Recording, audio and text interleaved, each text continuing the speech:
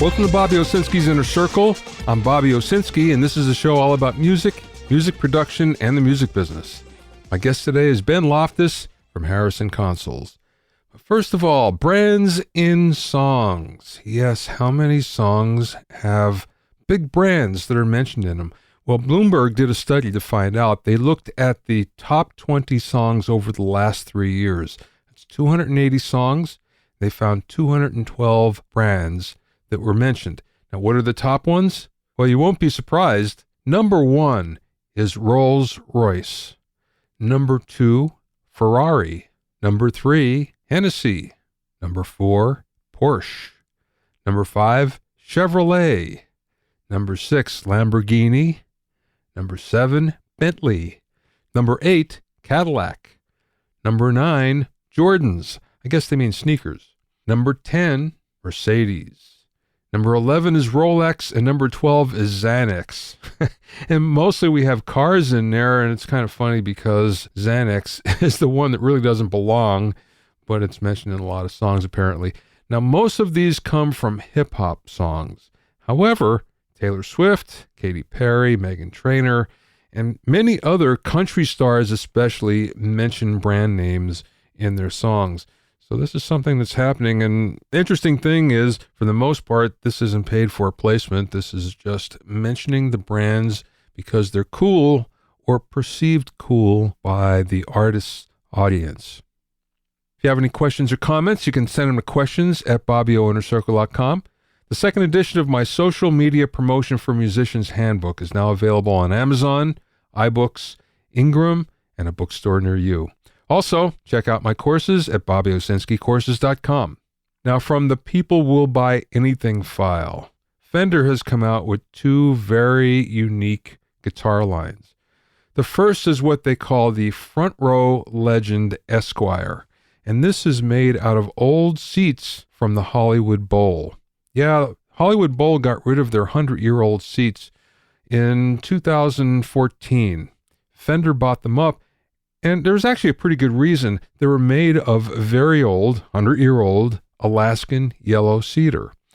So what they did is they made Esquires. Not too many of them, but they made some Esquires out of this old, distressed lumber.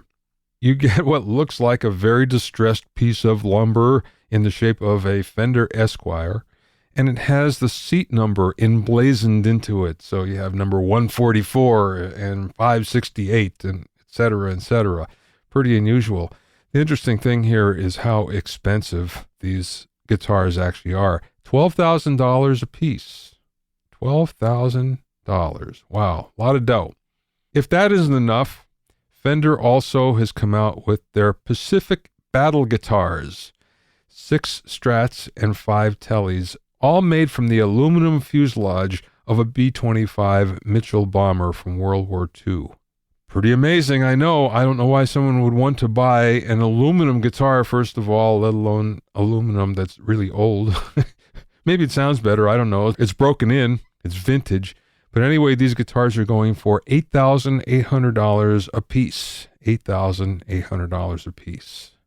It's a lot of dough. It just goes to show you that sometimes people aren't buying instruments for what they sound like. And really, they're not even buying them for what they look like. They're buying them because of the novelty involved. And that's cool because that's a whole part of the industry that kind of lives on its own and isn't in the reality of most players. Most players will buy a guitar because they want to use it. And most collectors buy it because they want to hang it on the wall or just for bragging rights, or even for an investment. Although I'm not so sure how much guitars are worth the investment these days. I think their price has kind of peaked. That being said, if you want something unique, Fender has 2 very unique offerings in their Front Row Legend Esquire and their Pacific Battle guitars. My guest today is Ben Loftis, who's been with Harrison Consoles for 18 years and has seen the evolution of the big hardware desk through that time. That said, he's one of those responsible for Harrison's innovative Mixbus and Mixbus 32C digital audio workstations, which may be the best-sounding DAWs on the market. Ben told me all about how important the hardware consoles actually were in developing the Mixbus software in the course of our interview. We spoke via Skype from the Harrison offices in Nashville, Tennessee. Where are you from, Ben? Well, originally I'm from Mississippi. I'm from Starkville, Mississippi, where Mississippi State University is, and I grew up in Jackson in my grade school years, and then I went to high school and college at Mississippi State University, and I went to school to become a mechanical engineer and got my degree in mechanical engineering. That's interesting how you make a jump from there to audio. Well, it's always been in my blood. I worked my way through college at a little hi-fi shop. I walked in there one day, and one of the salespeople played a cut off a Dark Side of the Moon through these B&W little desktop speakers, and I just suddenly became an audiophile. Like in that moment, I became like, a crazy audiophile afflicted person. And that was when I was in high school, I guess. And when I started college, I hung out there so much they finally gave me a job. And I sold a bunch of high-end speakers to these professors around town that had, plenty of money and plenty of time and inclination to get into these esoteric kind of things. So we would sit around there and listen to speakers, put all kinds of different music on and listen to different speakers. And that was how I blew, 4 years getting paid for that. It was really great, a Yeah. really great time in my life. Um, Other than occasionally vacuuming the floors, I had very few responsibilities except talking to these guys and listening to music, and occasionally maybe carrying a heavy pair of speakers out to their car or to their house or whatever. And I was really into the really technical side of it. The guy that owned the shop was also a professor himself, and he was a real engineer's engineer. Went to Georgia Tech, and um, he came out of there in the 50s and had done all the a lot of the military. A lot of these guys in the audio industry from that time. This kind of ties into our talk about Dave Harrison. So many of them came from the military because that's where all the work was being done with radar and sonar, and that's really audio stuff at a different wavelength. I mean, it's all figuring out frequency responses and impulse responses and that kind of thing. So anyway, he was that kind of guy, and so as part of my job, I had to replace drivers when speakers would blow up, and then I learned to bias and align cassette tape machines, not multi-track machines, but cassette tapes, and Hmm. I don't know, replace phono cartridges and just stuff like that. And I really wanted to get a job. I tried to get a job at Peavey, and I tried to get a job at Baldwin Piano, and I wanted to kind of be in the music, the the, the product development or engineering side of sound and music, but I couldn't make one of those opportunities happen straight out of school. And I ended up working first at a factory in Mississippi that was really a terrible drudge of a place to work, making these electric motors. And then I became a welding engineer. I moved to Louisville, Kentucky, and I became a designer for these towboats up there, and then eventually became kind of a welding engineer.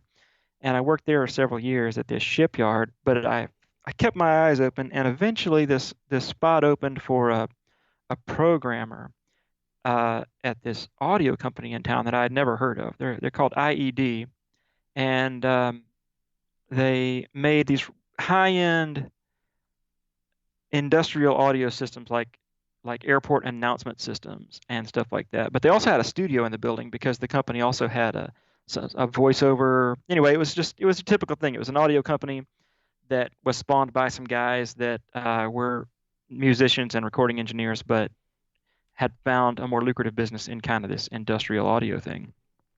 So anyway, I went there to show up to interview, and at this hi-fi shop I worked at, we had all these really high-end speakers, Duntech and Dunlop and B&W and W and all this kind of stuff. But we also had, some kind like clips. We had all the horn-loaded Klipsch stuff, and so I had bought a pair of Klipsch horns, which is the gigantic, speakers from the 70s that are earlier than that, way earlier than that. But my pair came from the 70s, and they sit in the corner of your room, and they're just loud as all get out. I mean, you Yeah. put Led Zeppelin on those things, and it just sounds, like it was supposed to. I mean, that's what people were listening to at the time. Yeah. So it sounds like it was supposed to. And anyway, I really liked those, and I went to this. I went to this interview, and the software guy that interviewed me, he said, "Hey, what do you know about programming?" I said, "Well, I did a little bit in school. I'm really into it. I like programming." Uh, it probably didn't sound like I was the guy for the job, but then we started talking about speakers. Well, he had the Altec Voice of the Theater, which was the which was just the It's not hi-fi. rivalry. It's like the football rivalry of the time was the Klipschorns versus the Altec Voice of the Theater. Yeah. And so we got a big laugh out of joking about that. And next thing you know, we're great buddies. And I started there, and that kind of got my foot in the door of programming in the audio industry. And strangely, that was around the one of the reasons they were hiring is this was around the year 2K, the Y2K bug, and they had this old software that was in airports and convention centers and casinos and places like that all around the world. And it was written in very old computer code that did suffer from this Y2K bug. So one of the first things I had to do was delve into this ancient software written in BASIC and Pascal and all these, really decrepit old languages and fix some of that stuff. But once I got past that and we got past those projects, I got to do some really cool stuff. I did some stuff that NASA ended up using. I made some stuff that they used over at the Fort Knox Tank Driver School, Hmm. and some really cool casino automated sound systems that they use at these casinos to support their shows. Their sort of entertainment kind of things. Mm-hmm. And so anyway, that was how I got my foot in the door, and then I became became really interested in this new operating system that came out called BIOS, which was it was some guys that had split off from Apple back when Steve Jobs left Apple. Yeah. There was kind of a group that peeled off around the same time and started making this new operating system that was just going to wipe the floor. I mean, just really be awesome. And I forget all the details, but I think when Steve Jobs came back to Apple, they presented that to him and said, "Look, you can take this, and this thing is great." And anyway, I was getting really into that thing. And to make a long story short, Harrison was also using that operating system. And so on this board where all these proponents and all these guys that were really into this operating system were hanging out, they said they were looking for somebody. And I'd been doing a lot of graphics work for this industrial audio company, and it looked like that was going to be a perfect fit. So I moved to Nashville, and I started working on the product that became the software that drives Harrison's big film consoles. It's called ICUS. Yeah. And that was really successful. Harrison has been around a long time. The company's been around about 40 years. And of course, I wasn't around for the whole thing. I just got there right around, what was that, 2001, I guess. Mm-hmm. No, 2000. Anyway, they had already been on top of the world a couple of times when I got there. They had huge success in the mid 70s to mid 80s with the analog music consoles. Oh yeah, I remember well. I worked on Harrison consoles back then. Oh, really? Oh yeah, sure. Cool, man. 32Cs, MR4s. I remember MR3s. Yeah. Yeah, I mean that was all before my time, really. But of course, I've seen them come through the factory occasionally when they're getting fixed or upgraded or whatever. And they were on top of the world, man. I mean, Pro Tools, of course, is dominating now, but there was a time when if you went to a studio, it was more likely than not that there would be a Harrison console and either an MCI tape machine or a Studer tape machine, and that was what everybody had. Well, didn't Dave Harrison design the MCI consoles? Yeah, he designed the MCI consoles, and then he had this. Well, he started off with this idea for the inline console design, where you have a tape machine, and instead of having your console split into two pieces or having two consoles, one where you have all your mics connected that feeds the tape machine, and then another one where the tape machine feeds back to another console, he came up with the idea of sort of merging that into one thing. So you had one channel strip, and that one channel strip could send out to the tape machine, and you could EQ that going out to the tape machine, And then when you were ready to play back from the tape machine, you could switch the EQ over and EQ that playback track. And he had a bunch of cool automated features that he wanted to implement to make all that workflow a lot better. And Jeep Harned, who was the MCI guy, I guess just didn't want to invest that much. He didn't think it was necessary. So Dave took all his ideas, these inline console ideas, and all this automation that he wanted to do, and he started Harrison with that idea. Got it. See, I never knew that. I knew that they split off. I thought it had to do with the fact that Jeep was going to sell MCI because it wasn't that much afterwards where Sony bought it.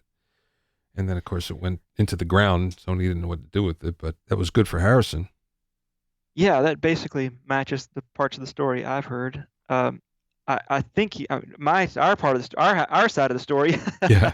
that's been passed down to me is simply that they had an engineering falling out. That Dave really thought people wanted this advanced console, and Jeep really thought people were fine with what they had. Oh, okay. Well, it makes sense. MCI consoles at the time were half the price or less than, your typical English console, the Tridents and the Neebs and things like that. So consequently, you'd see them everywhere, especially like the 400 series originally, and then the 500 series after that. But you'd see them everywhere, and it was a price thing. So if it would have gone more automated, then the price would have gone up, and I could see where that would be an impediment, a sales impediment perhaps. But really, SSL proved a few years later that's exactly what the market wanted. That's right. Well, Dave Harrison had that idea for this 32 series console, and when I say automation, what I mean is it had a lot of switches to change the routing, and SSL really glommed onto that, and they took that and ran with it. And Dave actually took off, and he decided to take it the next step and make an automated console, meaning you press a button and all the settings come back. Now, that took him a long time to develop that thing.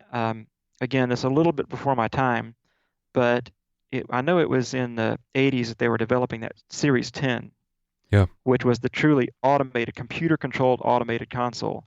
And that console came out around the same time that SSL was really starting to get rolling pretty well.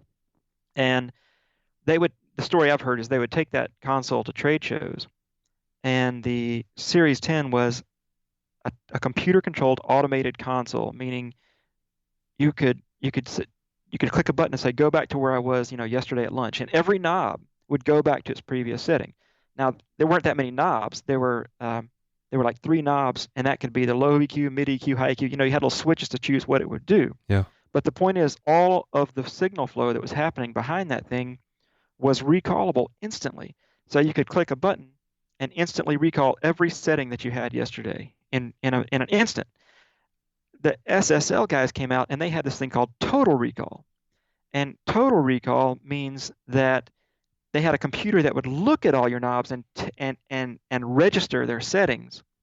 And then it would pop up on a screen. Like if you said, well, tell me where I was yesterday at noon, it would show you one at a time each channel. Well, here's where you put the EQ. Here's where you put that aux. Here's where you put the, this, that, and the other thing.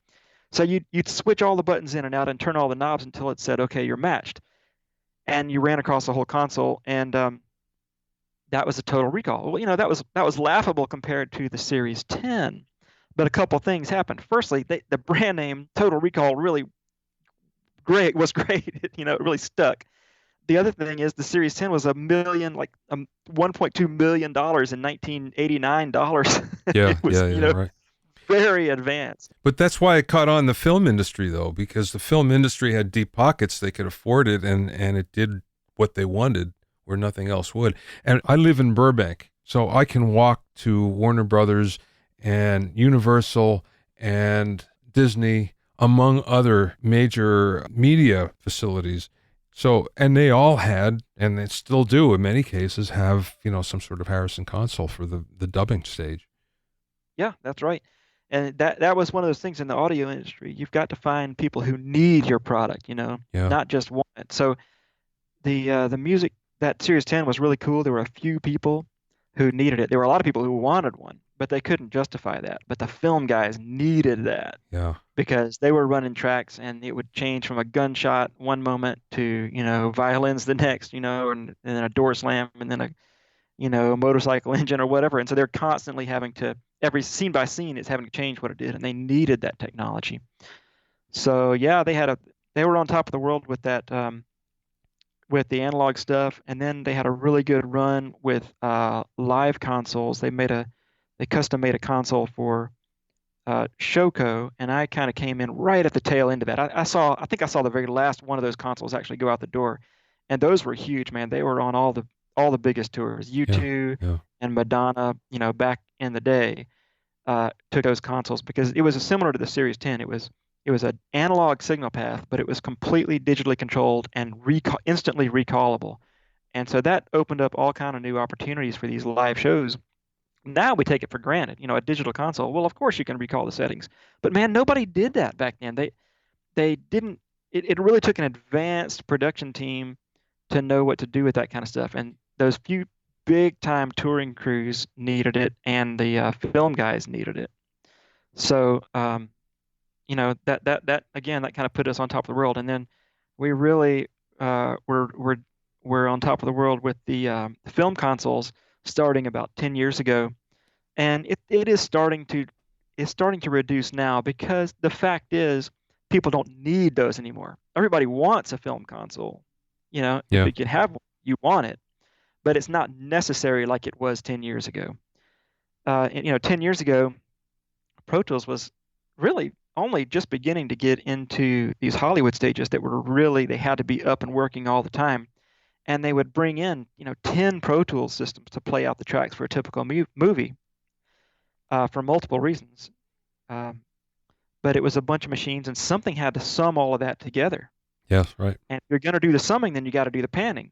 And if you're going to do the panning, then you got to do the EQ. And if you know what I mean? Yeah. Yeah. Right. So you just had to have one. I guess these days you probably can run 300 or 400 or 500 tracks on a big Pro Tools system.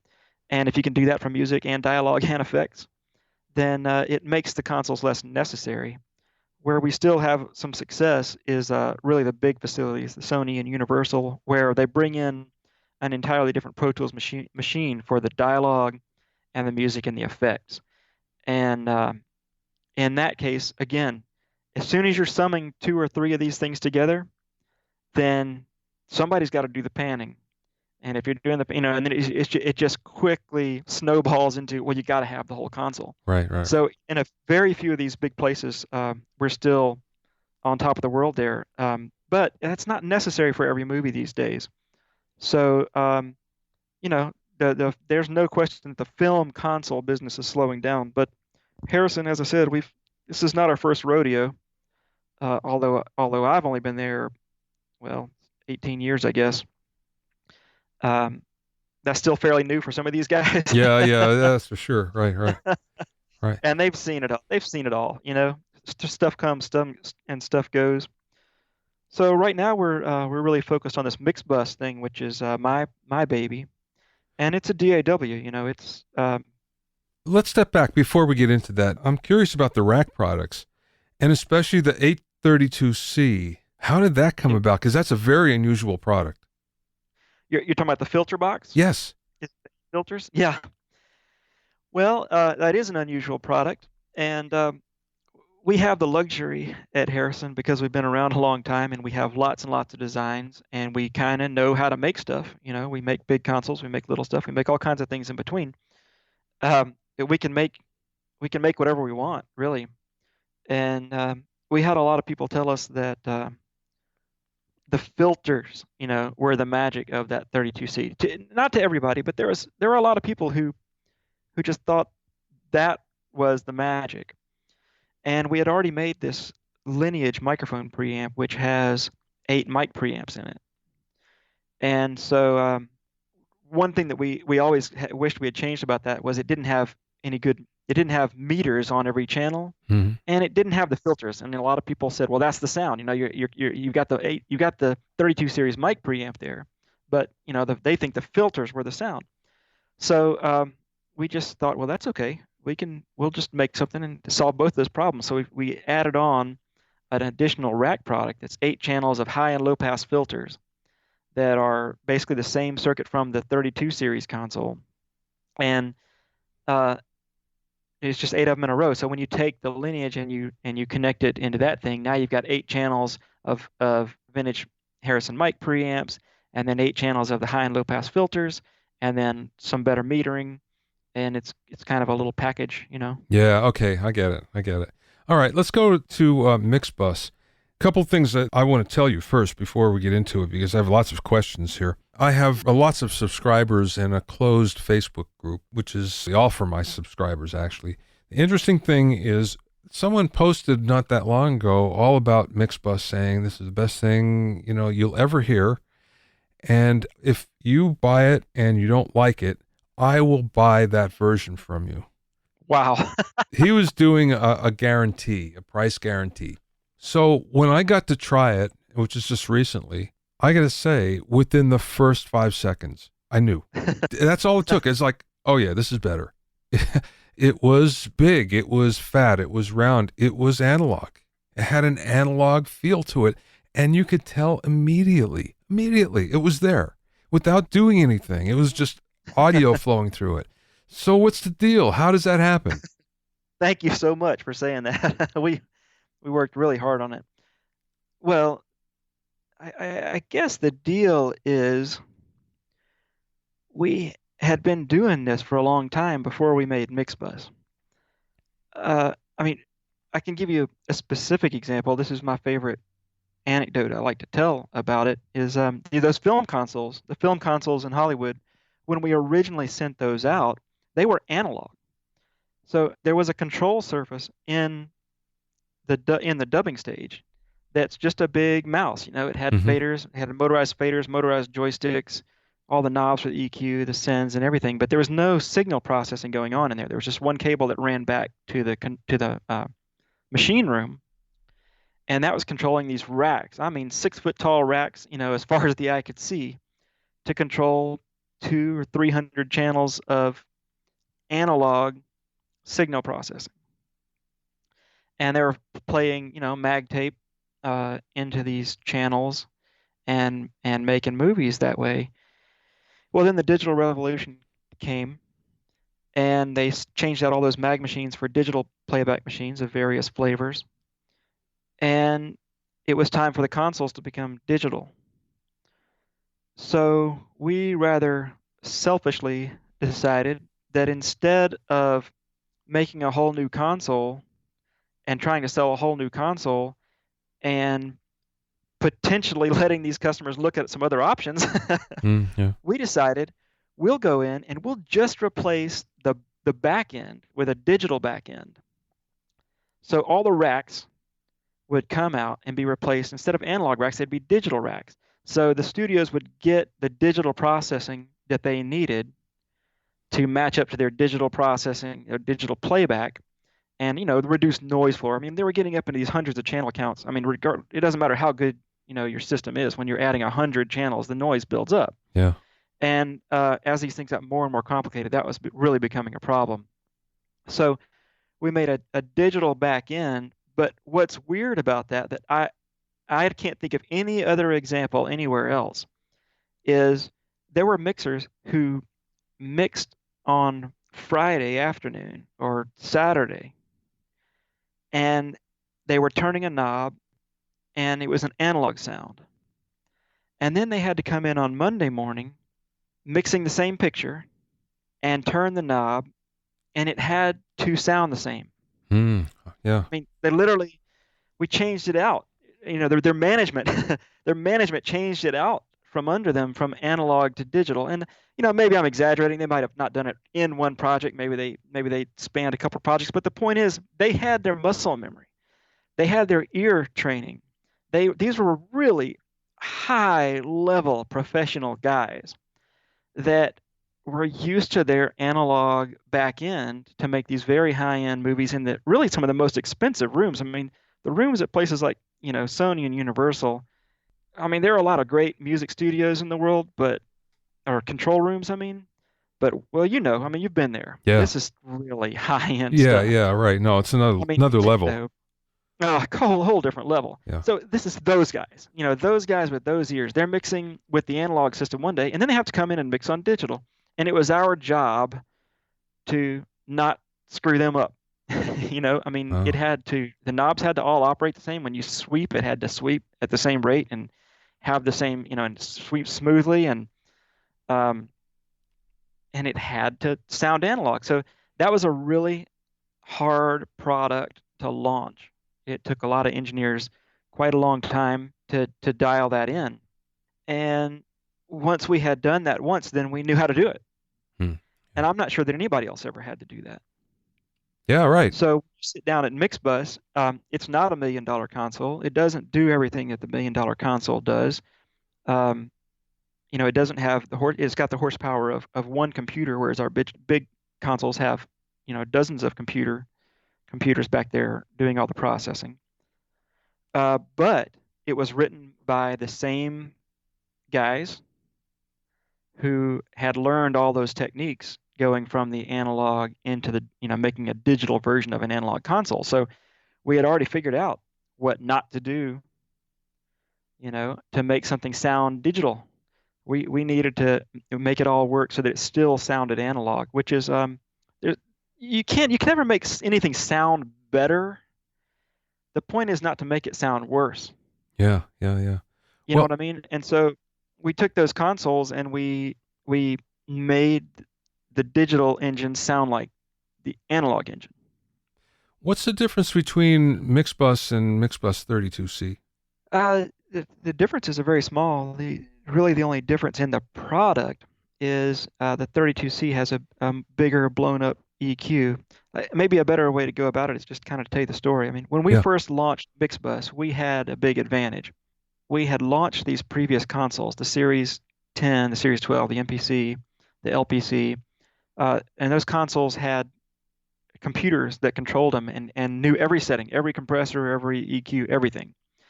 And, occasionally we would get those settings files from users, either because they had a problem or because they wanted to show us something or because they sent a console in and we had the settings or whatever it was. We could see those settings or we would ask them for them. Hmm. And we were able to compile a tremendous amount of information. So we know, for example, that a three-band EQ and a high-pass filter will do 90% of what anybody ever did to make a great record, Makes sense. you know? Sure. Yeah. And the compressors, three different compressor settings. One that's kind of a really low ratio, very fast release. Another one that's kind of a middle ratio with a program dependent release. And then another one that's a really fast, high ratio limiter type thing. With those three settings, man, you can do like 95% of every compressor, everything anybody ever tried to do because you're doing the task. You're doing the task, it's Yeah. sort of the task that an LA2A, leveler does. Um, or a XYZ, Yeah. name your thing. Leveler mode is great, by the way. That's awesome. I mean, yeah, Yeah. you put it on everything. Yeah. Yeah. Which of course, everybody loves to do that. So we knew that. We knew that everybody put that setting on everything. We had those documents. We had that proof that this is what real guys do. So we took all that information. We made Mixbus. We made a three-band EQ with a high-pass filter, a very simple compressor, and from our standpoint, that was kind of the end of the story. It was kind of like, well, let's just dip our toes into this DAW thing. Let's just put the minimum stuff that gets the job done for most people and see if it takes off. And man, we made a big splash. I mean, Mixbus version 1, we had no idea how crazy that was going to go on some of these forums and things. We really, honestly, were unprepared for it with a version 1 product. I guess we should have anticipated that since we're Harrison, you know, I mean, we probably should have anticipated how that was going to go a little better, but we didn't realize we were uh, going to get adopted by so many people so fast. Um, but what did happen out of that is a lot of people didn't understand why we didn't make the 32C EQ because there was already a plugin out. In fact, one of the reasons we made Mixbus was Universal Audio had chosen to model that 32 series EQ. Yeah. And also Dan Kennedy over at Great River made a 500 module of that 32 series EQ. Yeah. And it was kind of a reminder to us that music guys still knew we were around. They still knew that. They knew that sound. They still wanted that. So anyway, Mixbus was kind of our, I don't know what you can say, first product, first foray into that kind of back into music, I guess I would say. And a lot of people didn't understand why we didn't make the 32C EQ in there. And they also asked us, well, what console is it modeled on? Well, we weren't in the business of modeling stuff, really. I mean, I guess you could say we modeled those analog consoles, but the point is we make the consoles. We don't model stuff. Yeah, we yeah, we right, make, right. we make the first ones. So here, the Harrison Mixbus was kind of the first of a new thing, but a lot of people really expected that 32 series EQ. And then we did eventually pick up a few of our fans, our older Harrison experienced users, and they knew where to turn each of those knobs with the 32C. And they kind of made a convincing argument that we should do the 32C EQ. So we did actually model that circuit and put the 32C EQ in, and then we also kind of sweetened the deal by adding some additional buses. Mixbus itself is sort of intentionally limited to 8 stereo buses, which again was sort of enough, for most music projects. Um, you can have as many tracks as you want, but then you had these 8 sort of effects and or subgroup buses, and from our research, we thought that would be enough for 90% of the projects you'd ever do. So we kind of sweetened the pot with 32C, and we went out to 12 stereo buses, which really does accommodate, the vast majority of what people are trying to do. That's plenty. Yeah. And yeah, yeah. I mean, for a music project, now, I mean, you wouldn't take this into a film stage, Yeah. that's not what it's for. But for recording a band and subgrouping some things and sending some things out to reverbs, it's great. It's more than enough. It's everything you need right under your fingertips. And so basically that's the difference. 30 Mixbus is sort of the entry level that does 90% of everything you'd want to do. If you want to go bigger than that, then you might have to add some plugins or whatever. And then 32C has the full 4-band EQ with the high and low pass filter. And now you're talking about very rarely needing a plug-in EQ. Who is the customer for this? Well, we've found that we have 2 or 3 different, very different customers. One customer that we knew we were going to get was the really techie, computery, um, uh, Linux open source kind of person. And there's a reason why I say that. It's because we started the Mixbus project.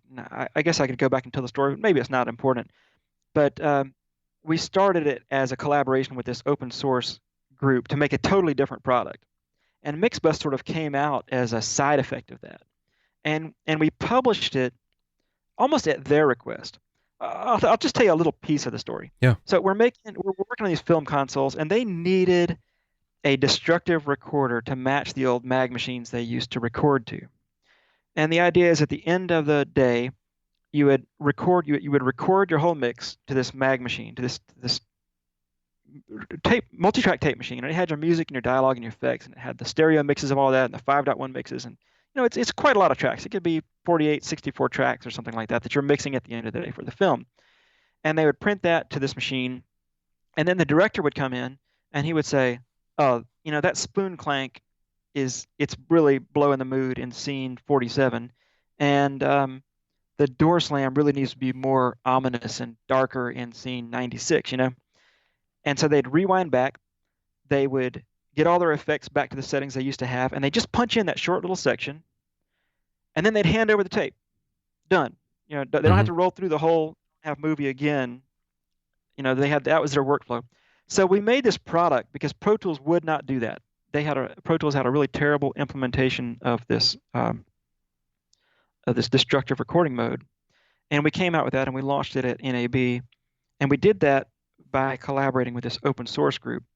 But at the same NAB show, Pro Tools came out with version 8, and they had fixed the bugs Oh, yeah. that had plagued people for so long that everybody said, "Oh, they'll never get around to fixing that." We've asked them 100 times, they'll never do it. Well, they did it, and so really, our product, was kind of dead in the water. And the side effect of that was the open source guys said, "Hey, why don't you make us an EQ plugin and a compressor plugin?" And we spent a little bit of time doing that, and we realized that didn't feel like a console at all. It just didn't feel, just adding an EQ plugin didn't mix. It didn't turn it into a mixer, you know? Yeah, yeah. So we, or I guess I should say I got this bee in my bonnet to sort of put a real mixer into a DAW. And so we sort of made this, yeah, I mean, it was honestly just kind of a proof of concept. But I had spent so much time on it, we we kind of had to launch it. And so we launched this Mixbus thing. And so part of our user base are those people. Uh, the other part of our user base are the guys that really wanted an analog console. You know, they want an analog, um, they want that magic of that analog sound. And that really describes almost everybody starting from 2000, you know, 2010 until now, I guess. Yeah. That's just a really desirable thing. And then maybe there's a third group, which are sort of like studio guys that can't get what they need done with other tools. Because Mixbus, I mean, every workstation is a little different. Everybody does, a few things a little different. And Mixbus has a couple of tricks up its sleeve that um, are just our things. The Hmm. way the editor works, you can layer stuff, the way the crossfades between the different clips work. For example, you can take a plugin and put it post fader. So you can drag a plugin down below the fader, and that makes it post fader. Oh, Um, that's cool. yeah, so I mean, just a couple of subtle but super cool things that a few of our guys have sort of glommed onto. And once you learn a trick like that, you can never change. Yeah, right, right. So I guess that's who it is. There's a group of sort of techie guys. There's the guys that are looking for the analog sound to do their mixes, and I would say that most of those guys are really audio engineers. I mean, these are mixing and mastering type dudes. Well, there's a real need in the marketplace, or I should say, desire in the marketplace to replace Pro Tools. People are getting fed up with the subscription. They don't feel like, in the grand scheme of things, that Avid has kept up with the rest of the marketplace. And it wouldn't take much to have a lot of people switch. In post, it's different. In post, it's pretty entrenched, and it's really difficult if you have a facility that has 200 seats of anything to get them to switch. But in music, it wouldn't take much at all to get a lot of that marketplace to switch. So I think now is a good time to actually be coming up with this. The 32C is pretty new, right? Yeah, 32C is, I guess, maybe a little over a year old now. Okay. I've played with it, but I haven't played with it a lot, so I'm by no means an expert, and I don't have all that much insight into it. I'm going to get more, believe me, because I'm going to do some projects on it because I'm so interested in it, and it does sound so good. Cool. But Yeah. Right. that being said, you mentioned a couple of things that were unique to Mixbus, and one of them, of course, was the post fader with the inserts. And what's the other one you mentioned? Well, boy, you kind of put me on the spot. The other one I mentioned was the way that the editor works. In Pro Tools, let's say you have one long take, you have a take of let's say it's a guitar take, and now you want to go punch over the second half of a solo. So you punch in on that section, and now you have another clip there through the second half of the solo. Right. Now, if you just theoretically, if you grab that clip and you drag it a little bit to the left, then you'll see like a hole open up on the right side because you've sort of overwritten that, right? Yeah, yeah, right. Um, and Mixbus is not alone in this, but I think we have one of the better implementations where we actually have sort of a stack of layers, just like in an image editing app. You can have, a black circle on top of red circle on top of a green circle, Mm-hmm. Yeah.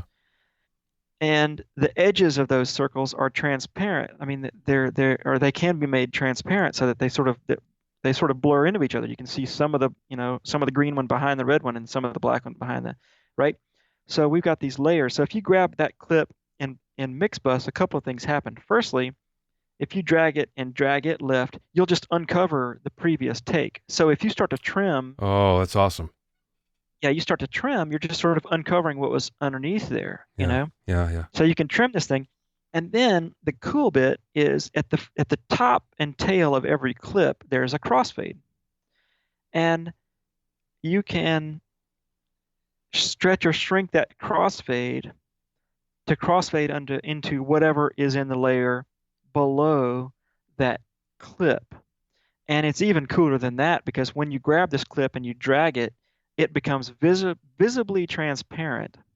Boy, this is something where a podcast really Yeah. suffers. Yeah, I could right. really show you something, I could really show you something cool if we had a Yeah. picture. But when you drag this clip, it becomes visibly transparent and you see the waveform below it. So like if you're trying to take a verse and paste it in where another verse was, you can find like the snare drum transient and drag this thing forward and back until they literally stack visually. Like the one underneath sort of disappears because the line of the waveform stacks on it. Yeah. Then you know you've got the timing exactly right.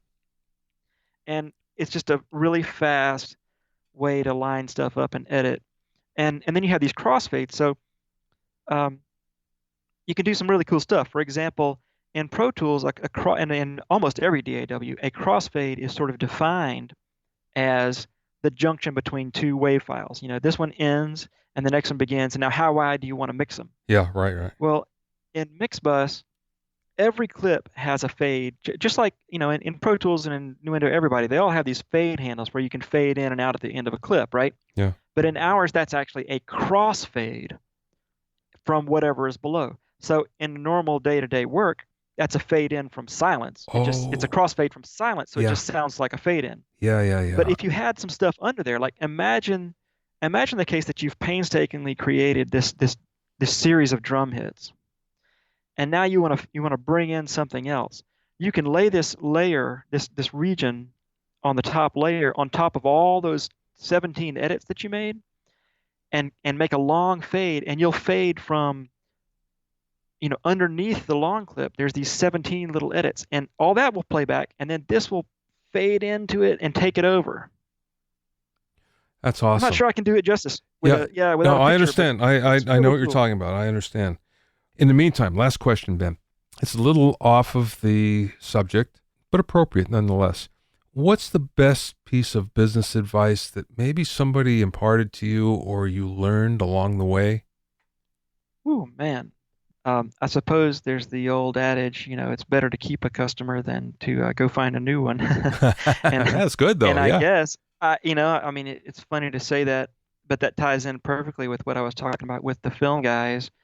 We didn't want to lose those customers. That's why we didn't make them buy a whole new console. Boy, the more I think about it, that was a great question. Boy, Bobby, you really nailed it. You gave me a softball because you know, there is a problem in today's culture where you use your iPhone a couple of years and then you throw it away because there's one, way better. Or Pro Tools is another great example. I mean, they're pretty aggressive about making sure that you upgrade Yes, they are. Yeah. to even, otherwise it just stops working. And Harrison actually has a very long and very stable history of taking care of customers in a completely different way. You can literally go to Universal Studios today and you will be sitting at knobs and faders that were there in 1990. That's 27, no, not 90. It hasn't been 27 years, but it's been a long darn time. Yeah. When did that console go in? That would have been, yeah, like 94, I think. I'm not the guy to say because I wasn't there, but it was long before my time. And that board has been there for, well over 20 years now. Now it's been upgraded slightly, but they never had to make that big capital investment again. We didn't make them take the whole thing out and put a new one in every Yeah, five yeah. years. Yeah, that's awesome. I think that is a very fundamental difference in the way maybe we do things. It is a different way to do business, but I think it's the right way. It's the way I prefer to do. By the way, your tutorials are fantastic. Oh, thank you. I think they were sort of made for, I guess, sort of clued in people. We do get some requests, hey, can't you just give me something really entry level? But we kind of took the approach that most people who buy a Mixbus have probably already used a DAW, and they just want to know what's different, Yeah. and what's special, So I'm glad to hear you say that. You're actually the kind of person that we made those for, and I'm really glad to hear you say that. Yeah, I like the there is some entry level stuff, but it's the right stuff, I think. And I was impressed. I didn't watch them all, but I watched enough of them to understand that, boy, that's going in the right direction for sure. To learn more about Harrison's Mixbus, go to Harrison Consoles, all one word, harrisonconsoles.com. Thanks for listening and being in my inner circle. Remember, if you have any questions or comments, you can send them to questions@BobbyOInnerCircle.com. To listen to other episodes of Bobby Owsinski's Inner Circle, go to BobbyOwsinski.com and select the podcast tab, or go to BobbyOInnerCircle.com, where you can find it on iTunes, Stitcher, Mixcloud, and Google Play. At BobbyOwsinski.com and BobbyOInnerCircle.com, you'll also find a sign-up form for my newsletter for alerts for new podcasts. This is Bobby Owsinski. I will see you next time.